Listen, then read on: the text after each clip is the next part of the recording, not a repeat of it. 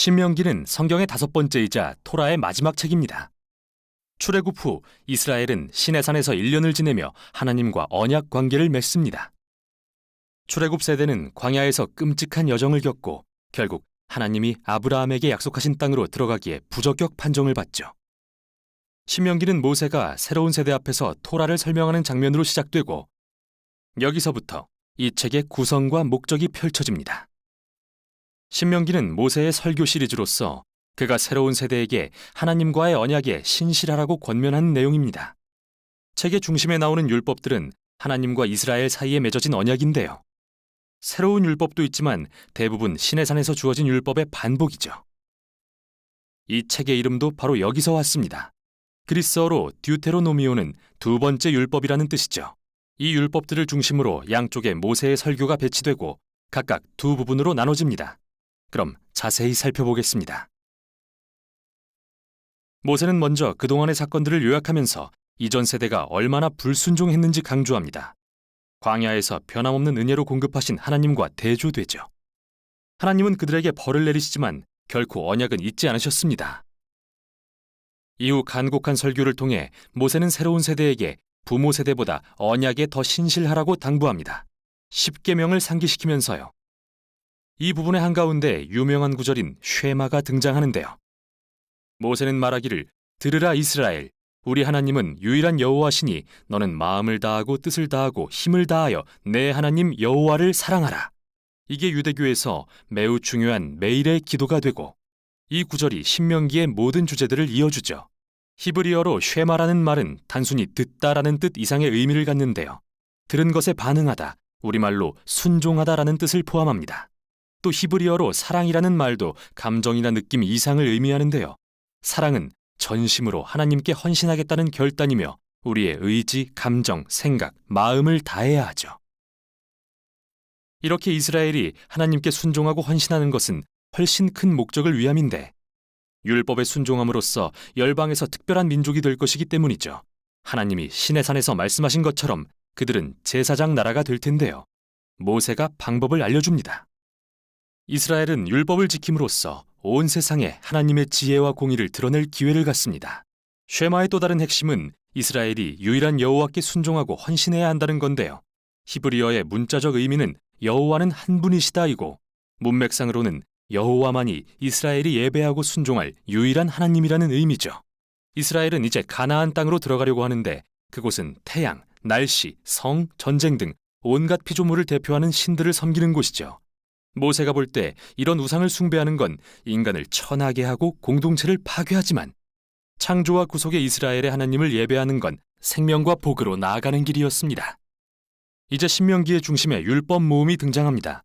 크게 주제별로 배치되어 있는데 시작은 이스라엘이 하나님을 예배하는 법규입니다. 그들은 중앙의 한 성전에서 유일한 하나님만 예배해야 했고 가난한 사람들을 돕는 것으로도 하나님께 예배를 드렸죠. 예를 들면 모든 이스라엘 민족은 연수입의 10분의 1을 떼어 성전에 드리고 3년에 한 번 다른 10분의 1은 가난한 사람에게 주어야 했는데 이런 법규로 인해 이들은 고대 주변 민족에 비해 가장 정의로울 수 있었고 이는 모두 하나님을 예배하는 것과 연관이 있었죠. 다음은 이스라엘의 지도자의 자질에 대한 법규입니다. 장로, 제사장, 왕은 모두 언약율법의 권위 아래 놓이며 하나님은 선지자들을 보내서 그들이 책임을 다하게 하겠다 하십니다. 이스라엘 주변 민족들은 왕을 신성시하고 왕이 법 위에 군림했지만 이스라엘 지도자들은 율법과 선지자들의 권위 아래 놓였죠. 이후 상당 부분 이스라엘의 시민 생활에 대한 법규, 즉 결혼, 가정, 사업에 대한 설명이 나오고 사회 정의에 대한 법규, 즉 사법제도를 통해 과부와 고아와 이민자를 보호하는 방법도 소개된 뒤 예배에 대한 추가적인 법규로 끝을 맺습니다. 자, 율법들을 읽는 요령입니다. 먼저 기억할 것은 이 율법들은 시내산 언약의 조건으로 고대 이스라엘에게 주어졌다는 겁니다. 이 시대의 문화와는 매우 다르죠. 두 번째, 이 율법을 문화가 다른 현대의 법과 비교하는 건 도움이 안 되는데요. 오히려 이 율법이 이스라엘을 구별하고자 주어진 것인 만큼 당시 주변 민족인 아수르나 바벨론의 법과 비교해야 합니다. 그렇게 바라보면 가혹하거나 특이해 보이던 율법이 훨씬 더 명료해집니다. 이렇듯 하나님은 이스라엘에게 이전에는 없던 높은 차원의 정의를 요구하신 겁니다. 끝으로 어느 특정 법규에 담긴 지혜나 정의의 핵심 원리가 무엇인지 분별해보면 정말 심오한 뭔가를 발견하게 될 텐데요. 자, 여기 숙제입니다. 사도 바울이 바로 이걸 고린도전서에서 어떻게 적용하는지 보세요. 9장 9절에서 그는 신명기 25장 4절을 인용하는데 정말 흥미롭습니다. 모세로 돌아갑니다. 그는 모든 율법을 전한 후 마지막으로 이스라엘에게 하나님을 청종하고 사랑하라고 당부합니다. 먼저 경고와 최후 통첩을 하면서 만일 하나님의 말씀을 듣고 순종하면 모든 것이 형통하고 하늘에 큰 복을 받지만 듣지 않고 거역하면 기근, 전염병, 황폐, 결국은 그 땅에서 쫓겨날 거라 합니다. 그리고 모세는 결정을 강요합니다.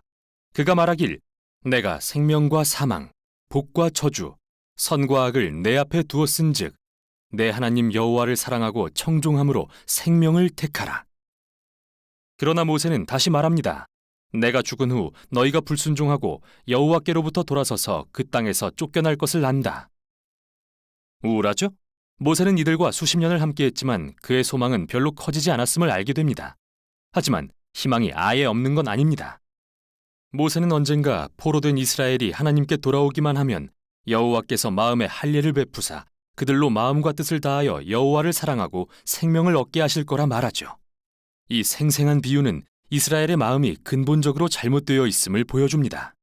고집스럽고 완악한 마음은 모든 인간의 마음과 다를 바가 없습니다. 이 모든 게 에덴 동산의 반역으로 거슬러 올라갑니다. 인간은 하나님이 아닌 자기가 원하는 대로 선과 악을 정의하여 하나님의 선한 세상을 망치고 말죠. 그러나 모세는 어느 날 하나님께서 그의 백성의 마음을 변화시켜 진심으로 그를 청종하고 사랑하게 되어 진정한 생명에 이르게 하실 거라 말합니다. 이 약속은 후에 선지자인 예레미야와 에스겔이 새 마음에 대한 소망으로 선포하죠. 모세는 설교를 경고와 축복의 시로 마무리하고 산으로 올라가 죽습니다. 이렇게 토라가 끝나갑니다. 성경 이야기의 중요한 긴장 관계들은 드러났는데 전혀 해결되지 않았죠. 여자의 후손은 언제 오셔서 악을 물리치실까요? 하나님은 어떻게 이 자손을 통해 세상을 구원하고 열방에 복을 베푸실까요? 어떻게 거룩하신 하나님이 불순종한 백성과 화해하실 수 있으며 백성의 마음을 어떻게 변화시키실까요? 답을 찾기 위해선 성경을 계속 읽어가야 합니다. 그러나 우선 여기까지가 신명기였습니다.